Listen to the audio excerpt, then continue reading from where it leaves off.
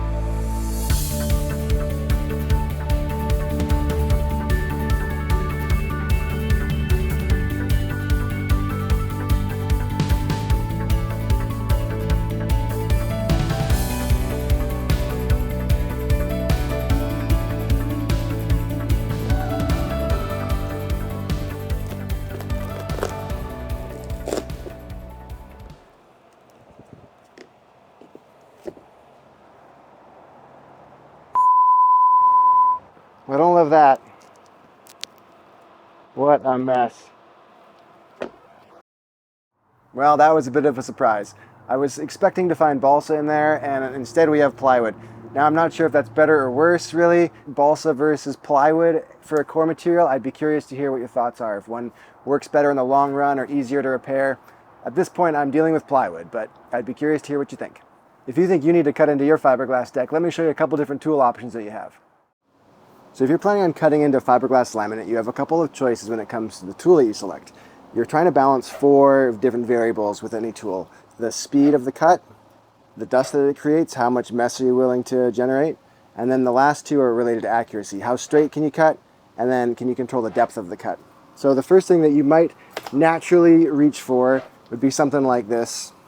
This is a 4.5 inch angle grinder. The reality is I probably wouldn't use this. It's going to be difficult to control the accuracy of the cut because it is sort of a heavy, bulky tool with a blade that's spinning very quickly, tends to catch, wants to run away on you. The worst thing about this though is the dust. It's going to generate an incredible amount of dust. The speed is probably quite high, but you're paying for that with the dust that you create. It's going to be everywhere. This would be my last resort. If I had no other tool in my toolbox, I might grab one of these, but man, oh man, not my first choice. Okay, something else that you've maybe seen before. This is a circular saw. This one is a 6.5 inch. Now this is great for accuracy because these have a fence and you'll get a very straight cut if you have a guide, or you can follow a line. These like to go straight, more or less.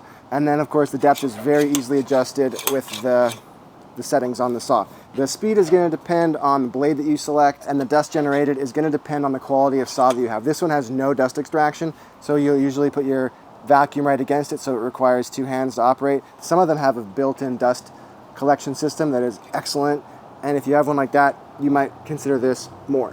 What I'm looking to do mainly is to control the dust in here. So the tool that I chose to go was one of these. This is a regular oscillating tool, battery powered. This is another yellow one. Because it is lighter and the blade is not spinning at thousands of RPM, it's just oscillating back and forth. The control here is pretty good. So as far as the straightness of the cut and the depth of the cut, better than the angle grinder, not as good as a circular saw. The speed of cut, again, is going to depend on the blade that you select. We'll talk about those. Dust generated is going to be minimal as you can possibly get, especially because the kerf of the saw, the thickness of the blade, it probably won't even focus on that, is so tiny. Let's talk about blades for a second. You can see here that I started to work with a woodworking blade, and as you can see here, completely destroyed. Fiberglass is plastic resin and glass fibers together, and glass is essentially sand. So in essence, when you're using any tool to cut into fiberglass, you're sanding your tool. Blade has been sanded down to the nub. You might want to consider that. I was in a hurry. The second tool I chose to go with was this titanium coated metal cutting blade. You can kind of get an idea there. This worked pretty well because the tooth profile is much tighter, but you will again wear these out. Now, something that I'm excited to be trying here in the future for the next cut is one of these. This is the fine composite cutting blade, and it is carbide coated with a very aggressive tooth profile, and this is going to be, should be hopefully excellent for cutting into fiberglass laminate. And it's not going to wear out nearly as fast. I can probably get quite a lot of cuts out of this one tool. Now this was recommended to me by Andy from Boatworks Today. You've got to check out his work. He does a great job of all kinds of do-it-yourself fiberglass tips and tricks. He'd be a great resource for you. We'll put a link to his channel right there. Thanks, Andy, for the tip. We'll let you know how it goes. Lastly, there's one more tool that you could possibly use. They're really hard to get a hold of. I found this one up in my grandpa's attic. Whoa. So yeah, these are, they promise to cut very quickly, generate almost no dust. The speed is incredibly quick. They're just, you know, they're hard to find. So if you've got one of these, let me know how that goes. I hope you're enjoying this in-depth look at some of the different ways to cut into fiberglass. If you are, please consider hitting that like button for me. It really helps this video get out to see new people, and I really appreciate it. Thank you so much. Now, let's go take a look at that core.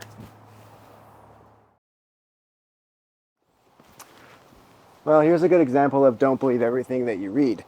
The brochure for the boat, which I still have, from 1989, says that these boats were built with a balsa core deck. Now, I have just finished cutting this open, and what do we have? Ta-da! Definitely not balsa. This is a very nice patchwork of what appear to be, I don't know, roughly 3" by 3" mahogany plywood. Now, one thing that you'll notice right away is that the plywood is no longer ply, it's just wood. It comes apart with my fingers. Now, full disclosure, I actually cut this open about a week ago, and it's been drying out, and we still have very high moisture readings. It's essentially off full scale. Before we start cutting out all this old plywood core, I wanted to show you something here. It appears that the wood component of the sandwich construction, so the center part, is twice as thick as the rest of the boat. Most of the boat is 3/4 of an inch nominal thickness of the plywood core. And up here, I have closer to 1.5 inches. So it looks like they doubled up the thickness up here at the bow. Now there's a bulkhead that runs right here, just in front of the staysail. And what I suspect is that that's probably a logical place for them to switch from the double thickness to the single layer. So we'll see if we can confirm that when we dig into here, but I just thought that was interesting. The windlass is mounted up here. There's a lot of extra force up here at the bow, especially with all that wave action. Water is very, very heavy, and so when water hits here, the fact that you've got twice the thickness on this section of the boat, I think is great. This plywood is completely shot. You can see I'm just picking it up. It's not even sticking to itself at all. And you know, if you understand how the laminate works in a fiberglass sandwich, it's the fiberglass on the top and the bottom that, you know, you're really relying on. The core is just set up to separate them like an I-beam. When the core stops sticking to itself like this and the pieces can slide across one another, you've lost all of your effective strength. Would this have been catastrophic? I don't know, I hope not, but I'm definitely not too early to this job, that's for sure. So I'm wondering if I might get to more durable core as I get to the edges. We'll see. I mean, I do think I have water coming through the cap rail as well under that terrible hull to deck joint, so this whole thing could be soaked, but so far it's coming apart fairly easily. This kneeling pad is a lifesaver. It's a really soft closed cell foam. It's not just like a regular foam, like a pool noodle foam. It's really soft and squishy. It's great.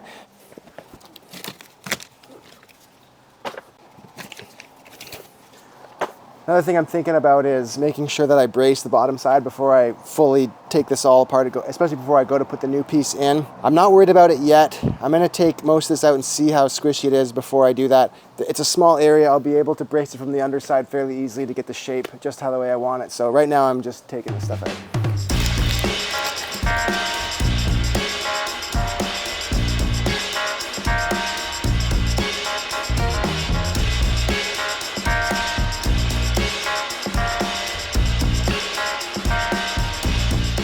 Now I've sort of gotten to a point where it's getting a little harder to get some of this up. There is sporadic epoxy or vinyl ester. It wouldn't have been epoxy. I've heard it's vinyl ester. Let's save a piece and ask somebody later if they can confirm that. In the interest of time, we're gonna bring out some of the bigger guns. I don't love to start with this tool because it's just such a racket, it's heavy, and it was coming up so easily initially. Let's get out the demo chisel and speed this up a little bit.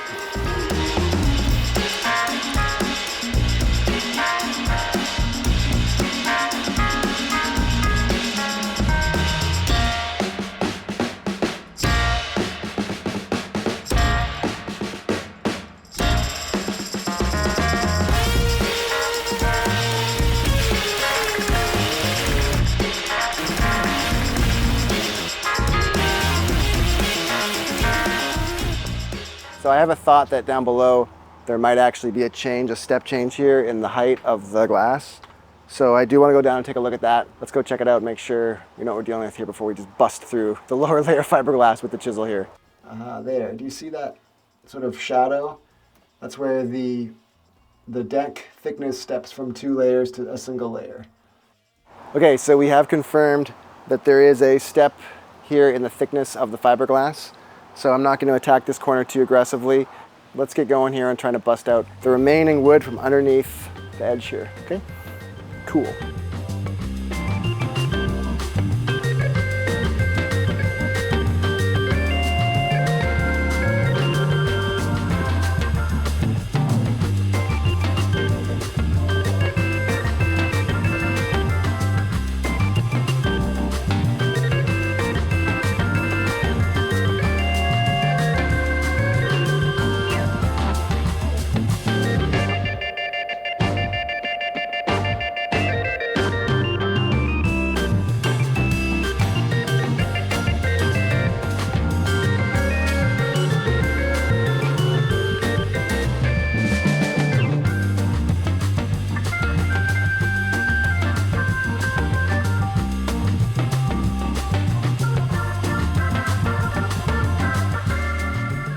So in this area, I've actually been able to dig out and we're scraping against the glass in the back there.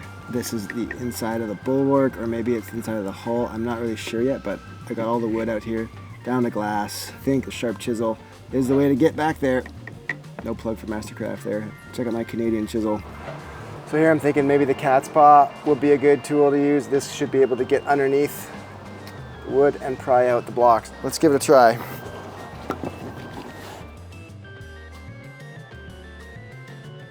The cat's paw was the better tool in the end. This was the only way so far that I found to get large amounts of the plywood out from under the fiberglass with reasonable effort, but I'm still finding myself thinking here there has to be a harder way. I mean, on a 46-foot boat, this is going to take some time.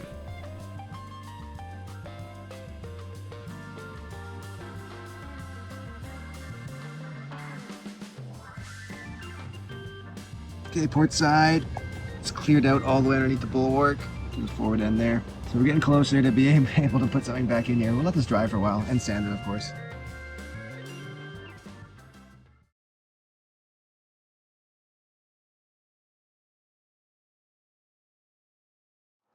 They do recommend you wear special safety glasses with these.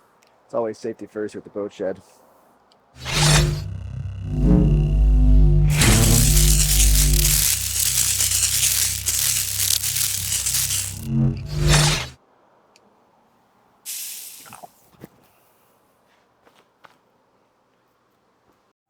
Well, this looks like a good place to leave off for now. Hope you've enjoyed today's video. If you have, go ahead and take advantage of that free like button.